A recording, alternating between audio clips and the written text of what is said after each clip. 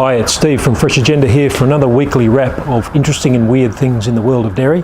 Firstly, we're going to look at in the background, this strange relationship between oil prices, corn and therefore feed grain prices, and the prices for milk powder, skim milk powder in this case. So this chart tracks a long series.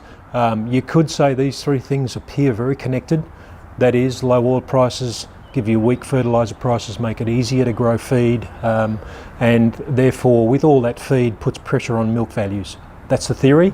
It's probably in recent times though three independent events. The oil market's driven by a global glut, corn by fantastic weather in the US, which has seen everyone build up stocks, and skim milk powder due to a strange occurrence of policy which is keeping a large stockpile overhanging the market. Secondly, to the butter market, and butter prices, as we know, have spiked. The story's been around for most of this year, but in recent times the values in Europe have got extreme and moved well above the fundamental values. And what we've got in this chart here is our tracking of the fundamentals. That's based on the relationships we've seen over a long period of time, showing the actual prices in the background, and then this spike in the futures market, which has happened in recent weeks, taking prices well above, way above expectation and logic.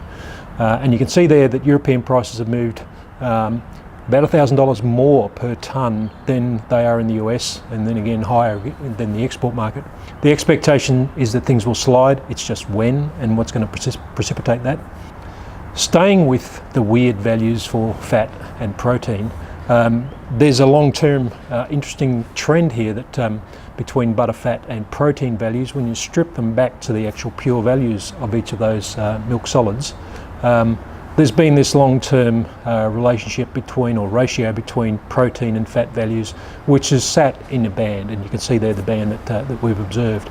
In the last 6 months though, that ratio has plummeted. So butterfat is actually now worth more than protein. It's never been there before. And again, it's probably an aberration that's going to take a little time to work out of the system. Moving across to the US, and there's another interesting setting here in their cheese market. So the US cheese market is a very big market. It tracks along a fairly stable level.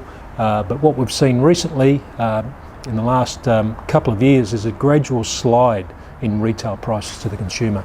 That's been driven by the steady march of discounters in the retail sector, Aldi's, Lidl's, and the impact they're having on the big grocers, but also the gradual drift across to cheaper private label in retail stores. So you can see that steady drift almost independently of what's happening in the wholesale market. So the CME prices, that's the US wholesale exchange, and the world prices seem to track quite closely, and they're driven by other forces. But with the US market being almost totally domestically focused, it's interesting that their CME price tends to be pulled around by where the world trade is.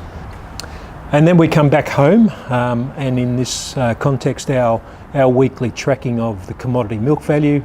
What we've seen in recent weeks though is the commodity milk value slide, gone from a bit over $6.10 and slid down to around $5.60.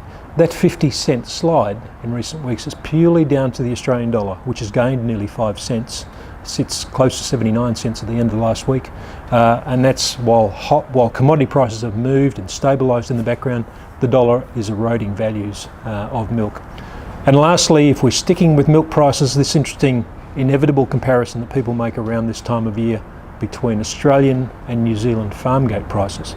And when you strip out the obvious differences in currency, product mix, and in the definition of protein, we come back to about a 60-cent difference in the expectations over the full season, New Zealand prices being higher. So that's due to a number of factors, and some were in the mix. New Zealand's obviously got better efficiencies. They've probably got a more bullish price outlook, the expectations of what might happen to whole milk prices over the next year. And then there's two other factors. The capture of value in the Australian industry is certainly under a lot of pressure. And the last issue, and a big one for the Australian farmers, is the loss of leverage, the weakness of the major cooperative going through quite a bit of financial difficulty, and its ability to be competitive and pull out the true value of milk from the marketplace is no doubt weakened because of the pressure on the business, and that affects every Australian farmer. Okay, that's it. That's a wrap. We'll see you next week.